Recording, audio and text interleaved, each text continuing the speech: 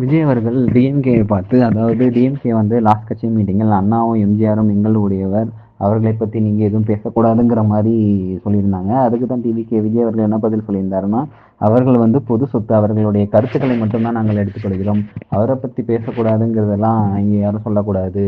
அண்ணா என்ன, அவங்க எந்த அளவுக்கு காசு சேர்த்து வச்சு எந்த அளவுக்கு சொத்து மதிப்பு வச்சிருந்தாரு, அது மட்டும் இல்லாம அவங்க கூட இருக்கிறவங்க எல்லாருக்குமே பதவி வேணும், அது வேணும், இது வேணும்னு அவங்க எதுவுமே கேட்டது கிடையாது. அவங்க அரசியல்ல இருந்து சம்பாதிச்சது கிடையாது. அரசியல்ல இருந்து அவங்க மக்களுக்கு நல்லது மட்டும்தான் பண்ணியிருக்கிறாங்க. அந்த மாதிரி நீங்க நல்லது பண்ணீங்கன்னா உங்களை பத்தியும் கூட நாங்க பேசுவோம். ஆனா நீங்க அந்த மாதிரி எந்த ஒரு நல்லதுமே பண்ணல. இங்க இருந்து மக்களுக்கிட்ட இருந்து எல்லாம் சுரண்டி தான் எடுக்கிறீங்க. ஒரு எந்த ஒரு விஷயத்தையுமே ப்ராப்பரா பண்ண மாட்டேங்கிங்க அப்படிங்கிற மாதிரி தளபதி விஜய் அவர்கள் ஸ்டாலின் அவர்களை பார்த்து இது பண்ணியிருந்தார்கள்.